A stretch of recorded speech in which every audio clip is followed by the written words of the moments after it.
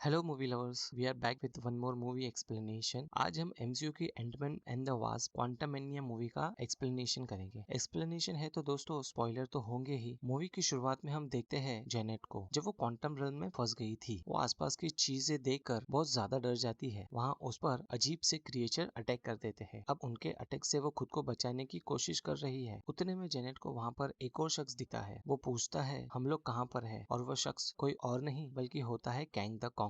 Kang कौन है ये हम लोकी वाली सीरीज में देख चुके हैं, लेकिन ये कौन सा वाला कैंग है ये हम आगे मूवी में पता चले। फिर मूवी के नेक्स्ट सीन में हम स्कॉट लैंग को देखते हैं, जो प्रेजेंट का दिन है, यानी कि एंड गेम के बाद का टाइम, जहाँ हम देखते हैं स्कॉट बहुत फेमस हो चुका है। वहाँ के लोग उसे बहुत ज्यादा प्यार और पसंद करने लगे। एक तरफ होप भी अपने फादर की कंपनी खुद संभालने लगी है, और वो पिम पार्टिकल का इस्तेमाल दुनिया को बचाने के लिए करती है। उन सभी की जिंदगी मजे में कट रही होती है। यहाँ तक कि स्कॉट भाई ने तो अपने लाइफ पर एक धांसू बुक भी पब्लिश कर ली होती है, और वो अपने लाइफ में अच्छा पिता बनना चाहता है। और तभी उसको पुलिस स्टेशन से कॉल आता है, और वो बताते हैं कि आपकी बेटी को अरेस्ट कर लिया गया है, क्योंकि वो बेघर हुए लोगों के सपोर्ट में प्रोटेस्ट करने वालों के साथ शामिल थी, और पुलिस के काम में भी डिस्टर्बेंस ला रही थी। उसने पिम पार्टिकल्स का यूज करके पुलिस की कार को भी छोटा कर लिया था, जिस वजह से स्कॉट और होप जाके उसे रिहा करवाते हैं। स्कॉट उसे समझाता है, देखो बेटा, हीरो बनने के चक्कर में तुम किसी दिन बड़ी मुसीबत में फंस सकती हो। उस पर केसी कहती है, पापा अब मैं बड़ी हो चुकी हूँ, और मेरे पास भी एक सूट है, मैं अपना ध्यान खुद रख सकती हूँ। यहाँ हमें पता चलता है उसके पास भी एक सूट है, जो कि हैंक ने ही उसे दिया होगा। अब आगे उन तीनों को हैंक और जेनेट के साथ लंच करते हुए देखते हैं, क्योंकि वो सब अभी एक साथ रहते हैं। वहाँ रहकर कैसी और ज्यादा क्वांटम रिल्म पर स्टडी करने की कोशिश कर रही है। हैंक स्कॉट को बताता है कि उसने चींटियों पर और भी कुछ एक्सपेरिमेंट किए थे, जिसकी वजह से अब वो एंड कोई भी स्ट्रक्चर कंस्ट्रक्ट कर सकती है। तभी कैसी बताती है उसने एक डिवाइस बनाया है, जिससे वो क्वांटम रिल्म के बारे में और डीपर स्टडी कर सकती है। मगर ये बात सुन के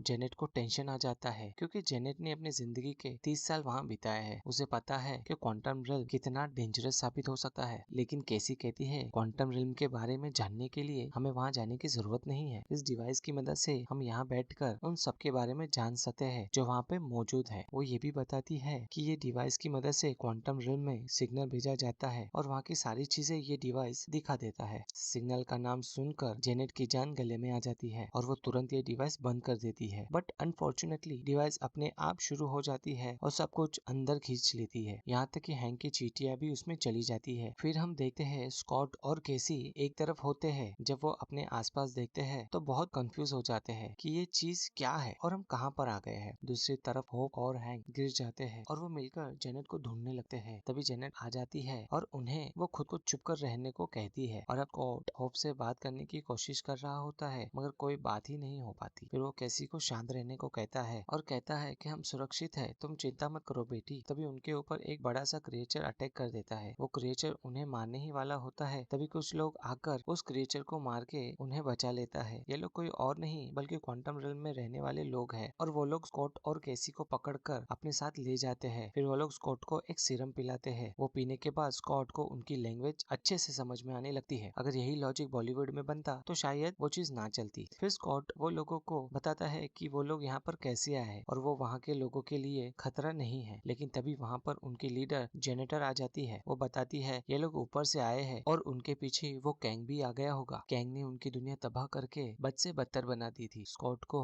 कुछ भी आइडिया नहीं था कि ये कैंग कौन है। वहाँ जेनेट को कुछ लोग मिलते हैं जो जेनेट को पहले से ही जानते हैं। ये सब देखकर होप एंड हैंक शॉक हो जाते हैं कि ये लोग कौन है और ये जेनेट को कैसे जानते हैं। और फिर वहाँ के लोग जेनेट को एक पालतू क्रिएचर देते हैं, जिसकी हेल्प से वो लोग वहाँ का सफर बिल्कुल आराम से कर सकते हैं। फिर तीनों उस क्रिएचर पर बैठकर एक जगह पहुंच जाते हैं। वहाँ पर जेनेट होप और हैंक को वो सीरम पिलाती है, जिनकी वजह से वो दोनों को भी वहाँ की भाषा समझ आने लगती है। जेनेट वहाँ अपने पुराने दोस्त से मिलकर वहाँ से बाहर निकलने के लिए मदद मांगती है। दरअसल इस दोस्त का नाम क्रेलोर है, और इसने कैंग के साथ लड़ाई में जेनेट की काफी मदद की होती है। लेकिन जेनेट के यहाँ से जाने के बाद उसने भी कैंग को ज्वाइन कर लिया था, और अब क्रेटर उनको पकड़ना चाहता है। फिर किसी तरह वो तीनों उससे बचकर उसी का शिप लेकर वहाँ से भाग जाते हैं। दूसरी तरफ जेनेटर स्कॉट को बताती है कैसे कैंग ने उनके लोगों को मार दिया और अपने दम पर यहाँ पर खुद का साम्राज्य बना दिया। और जो लोग कैंग से बच गए वो चुप कर रहते हैं और कैंग को हराने की कोशिश करते रहते हैं। तभी कैंग को उनके ठिकाने का पता चल जाता है, और कैंग के सोल्जर उन लोगों पर खूब अटैक करते हैं। लेकिन जब सब लोग अपनी अपनी जान बचाकर भाग रहे होते हैं, तभी कैसी देखती है कि जेनेटर को उन लोगों ने पकड़ लिया है, और बिना सोचे वो जेनेटर को बचाने के लिए चली जाती है, और उसके पीछे पीछे पीछे एंटमैन भी चला जाता है। लेकिन तभी एक फेस जैसा दिखने वाला बहुत बड़ा मशीन उन पर हमला कर देती है। वो स्कॉट से कहती है कि तुमसे दोबारा मिलकर अच्छा लगा, और उस मशीन के अंदर मौजूद शख्स को देखकर स्कॉट हैरान हो जाता है, क्योंकि वो बैरन था जिसे उसने एंटमैन 1 में मार दिया था। फिर वो दोनों को पकड़कर अपनी कस्टडी में ले लेता है और बताता है कि उस दिन वो मरा नहीं था, वो यहाँ आके फंस गया था और यहाँ पर कैंग ने उसे बचाया और खतरनाक जानलेवा मशीन बना दिया। अब वो यहाँ पर मॉडॉक के नाम से जाना जाता है। और वहाँ पे जेनेट हैंक और हो को सारी कहानी बताती है कि जब वो क्वांटम रिल्म में फंस गई थी तब उसे यहाँ पर कैंग मिला था, जो उसी की तरह यहाँ फंस गया था। तब कैंग ने बताया था कि वो स्पेस ट्रैवलर है और उसका शिप खराब होने की वजह से वो यहाँ पर फंस गया है। कैंग के शिप की खूबी ये थी कि वो उसकी मदद से किसी भी टाइम जोन और यूनिवर्स में ट्रैवल कर सकता है। इसलिए जेनेट उसके साथ मिलकर उस शिप की एनर्जी को रिचार्ज करने की कोशिश करती है। उस समय जेनेट ने ये इसलिए किया था क्योंकि वो भी कैंग के साथ साथ वहाँ से निकलकर अपने घर जाना चाहती थी। ये काम करने में उनको काफी साल लग जाते हैं। फिर बहुत सारी कोशिश करने के बाद उन्होंने फाइनली उस एनर्जी को रिचार्ज कर लिया था। कैंग का शिप पूरी तरह से न्यूरो माइंड से कनेक्टेड था, यानी कि इस शिप को सिर्फ कैंग का दिमाग ही कंट्रोल कर सकता है। जैसे ही जेनेट उस शिप को छूती है, जेनेट को विजन आता है कि कैंग ने कई यूनिवर्स को तबाह कर दिया है। दरअसल कैंग क्वांटम रिल्म में फंसा नहीं था, किसी ने उसे यहाँ पर फंसा दिया था ताकि वो बाहर ना आ सके और कोई भी यूनिवर्स तबाह ना कर सके। लेकिन जेनेट की मदद करने के बाद अब उसका शिप बिल्कुल एक्टिवेट हो जाता है और उसके पास उसका सूट भी होता है। अब जेनेट को सब कुछ पता होने के बावजूद भी कैंग कहता है, मैं आपको आपके घर पहुंचा दूंगा और आपके प्लेनेट को भी डिस्ट्रॉय नहीं करूंगा। लेकिन जेनेट को उस पर भरोसा नहीं होता, इसलिए वो उस एनर्जी को लेकर वहाँ से भागने लगती है। लेकिन कैंग के पास उसका सूट आ गया था, इसकी वजह से जेनेट को बहुत मुश्किल होती है। उसके पास अब एक ही ऑप्शन बचा था और वो था एनर्जी कोर को अपने पार्टिकल से बहुत ही बड़ा करना, और फिर वो उसको बहुत बड़ा कर देती है। इसी की वजह से कैंग उसकी एनर्जी कोर तक पहुंच ही नहीं पाता और तभी से कैंग उस क्वांटम रिल्म में फंस जाता है। कैंग को उसका सूट मिल चुका था जिसकी मदद से उसने अपना एम्पायर खड़ा कर दिया था और जेनेट कई सालों तक उसके साथ चुपके चुपके लड़ती रही। लेकिन हैंग ने बाद में उसे बचा लिया और घर ले आया। लेकिन सही सलामत घर आने के बाद भी जेनेट हमेशा सोचती थी कि उसकी इस गलती की वजह से कहीं क्वांटम रिल्म तबाह ना हो जाए। तभी होप कहती है, हम सब साथ मिलकर कैंग को एनर्जी कोर लेने से रोकेंगे। और फिर वो तीनों कोर को ढूंढने के लिए निकल पड़ते हैं। और दूसरी जगह पर कैंग एंटमैन को उसकी बेटी को मारने की धमकी देता है। उसे कहता है कि तुम मेरे लिए एनर्जी कोर लेकर आओ, तभी मैं तुम्हारी बेटी को छोड़ूंगा। लेकिन जब एंटमैन एनर्जी कोर तक पहुंचा था तभी उसे काफी कुछ अजीब सा लगने लगता है और वहाँ पर उसके वेरिएंट बनने लगते हैं और वो सोच में पड़ जाता है कि आखिर उसके इतने सारे वेरिएंट कैसे बन रहे हैं। लेकिन कुछ देर बाद फाइनली जब स्कॉट अपनी सोच पर कंट्रोल कर लेता है तो बाकी वेरिएंट उसकी मदद करते हैं और वो एकदम ऊपर आ जाता है और कोर तक पहुंचने ही वाला होता है। तभी वो नीचे गिरने लगता है। तभी होप वहाँ पर उसे बचाने के लिए आ जाती है और फिर पिम पार्टिकल की मदद से उस कोर को फिर से छोटा कर देती है। तब वहाँ पर हैंग भी आ जाता है और उसे कोर को कैंग को देने के लिए मना कर देता है। तभी वहाँ पर कैंग भी आ जाता है और कोर को छीनने लगता है और वहाँ लड़ाई शुरू हो जाती है। एंटमैन और होप उसे रोकने की कोशिश करते हैं लेकिन कोई फायदा नहीं होता। कैंग जेनेट को भी अपने साथ लेकर चला जाता है और वहाँ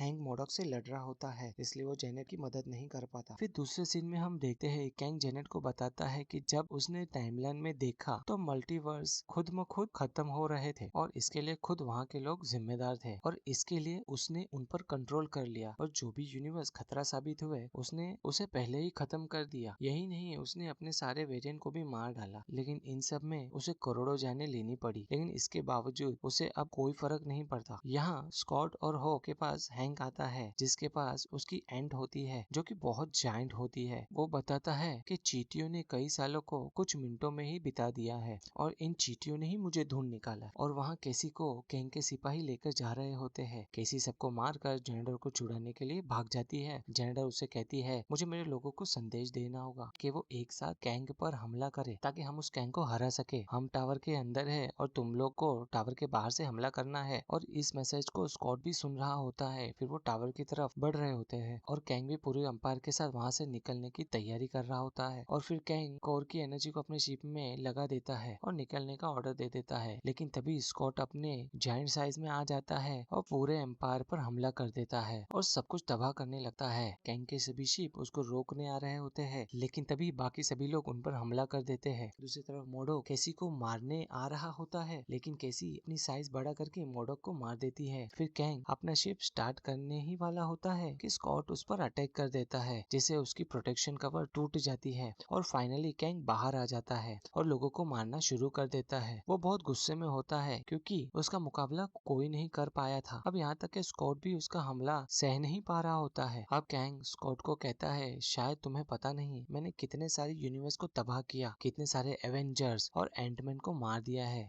तभी वहाँ बड़ी बड़ी चींटियां हमला करती है और इनको हैंक लेके आया था। उन चींटियों की तादाद इतनी होती है कि कैंग भी उनको अकेला रोक नहीं पाता, इसलिए वो खुद को प्रोटेक्ट करने के लिए अपने आसपास एक प्रोटेक्शन लेयर बना देता है और खुद को प्रोटेक्ट करता है। तभी मोडोक उस पर हमला कर देता है जिसकी वजह से वो लेयर टूट जाती है, लेकिन इसमें मोडोक भी मारा जाता है। उसने ये सब इसलिए किया क्योंकि वो अच्छा करना चाहता था और वो एक एवेंजर की तरह मरना चाहता था। तभी जेनेट सबको बुलाकर वहाँ से जाने के लिए कहती है और जेनेट एनर्जी कोर की मदद से पोर्टल भी खोलती है और उसमें घुसकर सब वहाँ से निकल जाते हैं और इस तरफ बचते हैं सिर्फ स्कॉट और कैंग। यहाँ पर स्कॉट पिम पार्टिकल की मदद से उस एनर्जी कोर को फिर बड़ा कर देता है। फिर कैंग उसी पोर्टल में घुसकर वहाँ से बाहर निकलने की कोशिश करता है जिससे बचकर बाकी सब गए थे। तभी होप बाहर आती है और कैंग को धकेलकर एनर्जी शील्ड की तरफ फेंक देती है जिसके फटने की वजह से कैंग की मौत हो जाती है। अब स्कॉट और होप दोनों ही वहाँ पर फंस जाते हैं और कैंग के साथ लड़ने के दौरान पोर्टल भी बंद हो जाता है, लेकिन उसके बावजूद भी ये लोग खुश होते हैं क्योंकि उन्होंने सबको बचा लिया है और कैंग भी मारा गया है। लेकिन तभी केसी अपने डिवाइस से पोर्टल खोल देती है और वो लोग वापस आ जाते हैं और मूवी यहाँ पर खत्म हो जाती है। तो दोस्तों ये मूवी बहुत ही एक बढ़िया मूवी है। अगर ये मूवी और वीडियो आपको पसंद आई हो तो प्लीज एक लाइक जरूर करें।